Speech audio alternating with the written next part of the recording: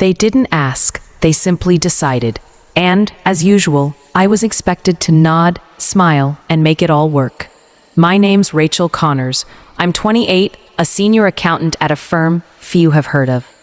I lead a quiet life in a quiet building, no drama, no disturbances. I built everything I own from scratch. My degree, my job, my credit score, even my kitchen table. No handouts, no shortcuts. But if you ask my family, they'd probably call me cold. Not because I've ever shouted or stormed off, but because I stopped cleaning up their messes. I have an older sister, Erin, who is 2 years older than me, but always seems to be 5 steps behind. She has a special way of turning failure into tragedy and blaming everyone else for it. Lost another job. The boss was bad. Kicked out of yet another apartment. Roommates were jealous. Another bill forgotten. But she's trying, they say. And my parents, Carol and Frank, never question her. They just shift ears, rearrange, and if they can't fix it themselves, they turn to me. You're stable, Rachel. You're lucky you can help, they'd say. That line followed me for years. Help with car payments, help with rent, help with bail. Always help. And when I refused, the rare times I pushed back, they made it sound like I was the one burning bridges. I learned early on that my value wasn't in being loved. It was in being useful. But usefulness has limits, and my family was about to find out where mine ended. Sunday dinners had a rhythm. Same casserole, same table, same pressure, hidden behind politeness. That evening, something felt different. Mom greeted me with a smile too wide to be sincere. You look so thin, sweetheart. Are you eating enough? Dad didn't say much, just a distracted, hey kiddo. Erin was already at the table, scrolling through her phone, avoiding eye contact like a teenager called to the principal's office. I knew what this meant. When my mom acted sweet and my dad went quiet, it meant they were about to ask something they knew I wouldn't like. We made it through the salad. Mom praised the weather like it was an accomplishment. Dad kept refilling his glass, and Erin kept picking at her food, not touching the conversation. Then Mom set her fork down, folded her hands on the table, and gave me the smile she reserved for guilt-laden requests. Rachel, she started softly, we've been talking. Erin's having a tough time, and, well, she's going to be moving in with you for a while. Just like that. No question, no discussion. It was said like she was offering me cookies. Of course, I'd say yes. I could feel them waiting for me to protest so they could call me selfish. I looked at Erin. She glanced up quickly, then looked away. Dad cleared his throat, preparing for the argument. Instead, I smiled. Of course, I said. If it helps Erin get back on her feet, I don't see why not. The silence that followed was sharp. Mom blinked, surprised. Dad exhaled, relieved. Erin leaned back, a smug look creeping across her face. None of them noticed how still I became after that. How quiet they thought I'd caved. What they didn't know, what they never bothered to ask, was that I hadn't lived in that apartment for weeks.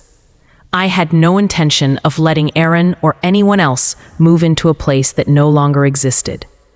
I didn't wake up one day and decide to lie to my family. It took years of quiet disappointments, of guilt-driven favors and forgotten sacrifices, of realizing that in family, survival came with strings attached. At 21, Erin's car got repossessed. She called, sobbing, saying she couldn't get to her new job. She just needed a little help getting started. My credit was clean. Co-signing felt like a small thing. She didn't last 3 weeks at the job. Missed payments. Guess whose credit took the hit? At 23, Mom called crying. The mortgage was overdue. Dad had been laid off. Erin had moved back in. I wired $2,000 the next morning. No one thanked me. At Christmas, Mom handed me a mug that read, "World's Best Daughter." I almost laughed. At 25, Erin got a DUI. At least that was the first we knew about it. Dad asked me to keep it quiet. It would ruin the family's reputation. I paid for the lawyer. Erin never said a word.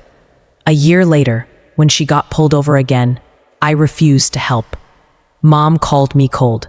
"You've never understood what it means to worry about someone you love," she said. "Erin's life is harder than yours." That was the moment I knew. Not suspected, but knew. They didn't see me. They saw function, a faucet they could turn on when something broke, a wallet that smiled. I started pulling back, politely declining, changing topics, saying I'll think about it instead of yes. They noticed, but they didn't like it.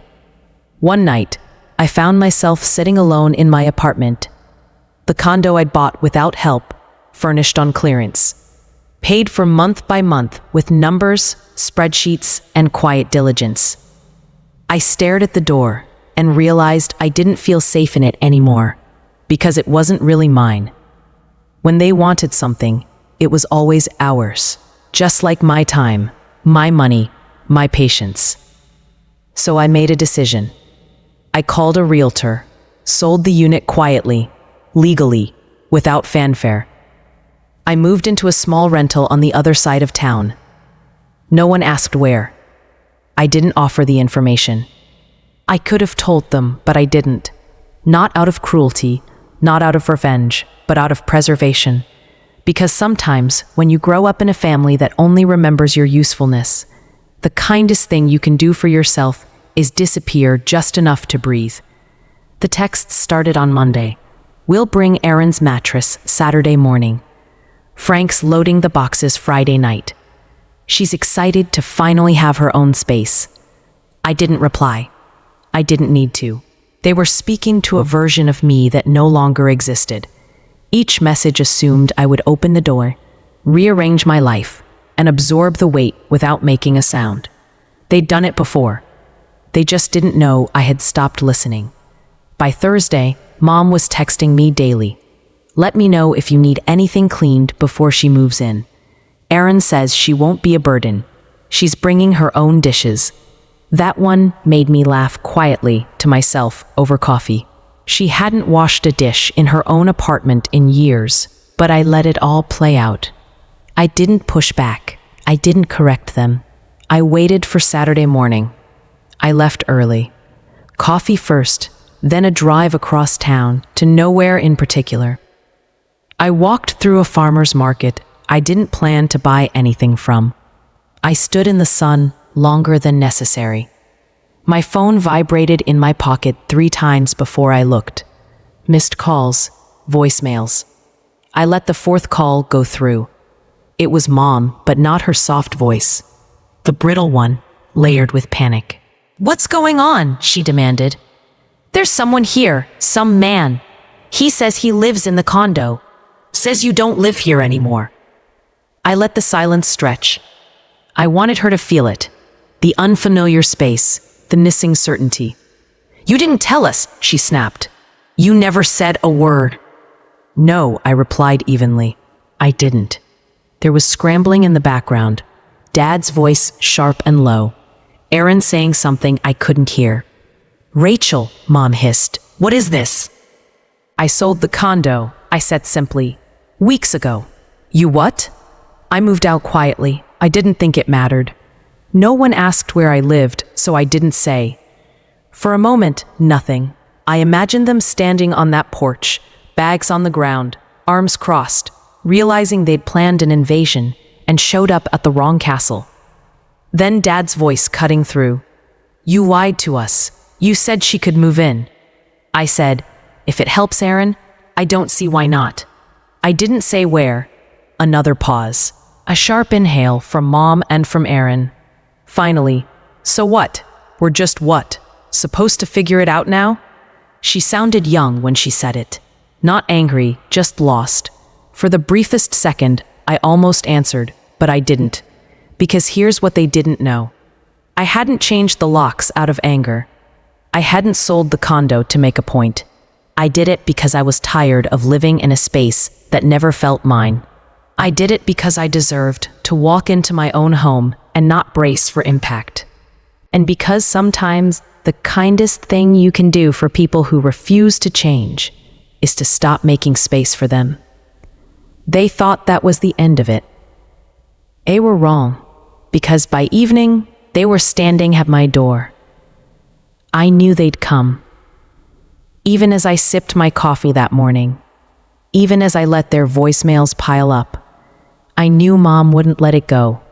She'd dig, or call someone, or show up just to prove a point that no matter how far I moved, I was still reachable, still obligated. By sunset, the knock came. 3 quick, clipped hits. The kind you hear when someone's trying to stay polite but is barely holding it together. I looked through the peephole. Carol, Frank, Erin, and a trunk full of boxes parked on the curb like it was moving day. I opened the door halfway. "You found me," I said flatly. Mom looked flushed, her lipstick faded, and her hair pushed back like she'd run her hands through it too many times. "We tried calling," she said, voice tight. "We didn't think you'd actual." "It's my apartment," I said. "But you said," Dad's voice was rising now, "you said she could move in. Now we're standing here with all her things, and you're acting like we're strangers." I didn't move. I didn't raise my voice. I never said she could move in here. I said, "If it helps Erin, I don't see why not." That was at the old place, which, if you recall, I don't live in anymore. Erin stepped forward, arms crossed. Her cheeks were red, not from embarrassment, but from fury. "This is petty, Rachel. You always act like you're so above everyone. But this is just cruel." I tilted my head. "You packed up your life and drove across the city to move into someone's apartment you didn't even confirm still existed. That's not cruelty. That's entitlement." Erin's voice cracked. "You're my sister. Period." "Yes," I said. "Cool. And you've spent years confusing that with free housing." Dad stepped between us. His voice edged with warning. "Enough, Rachel. We're not leaving. We've put up with a lot from you. You owe this to your sister." There it was, the word that always hung unspoken. "Oh." As if every dollar I'd paid, every hour I'd worked, every sleepless night spent solving problems I didn't cause, had been written down somewhere. Part of a silent contract I never signed. I stepped back, picked up my phone. "What are you doing?" Mom asked, eyes narrowing. I didn't answer. I dialed. 3 rings, then 911. "And what's your emergency?" My voice stayed calm. "Yes, I have family members outside my apartment who are refusing to leave. They're not on the lease. They weren't invited. I'd like to report trespassing." Erin's mouth fell open. Frank swore under his breath. Mom looked like I'd slapped her. "Rachel," she whispered, almost pleading, "you're calling the police on your own family?" "I asked you to leave," I said. "You didn't. The dispatcher asked for my address. I gave it." Erin's voice shook with rage. "This is going to ruin everything. Do you know what people will think of you? Do you know what they'll say?" "Yes," I said. "They'll say I finally stopped opening my door.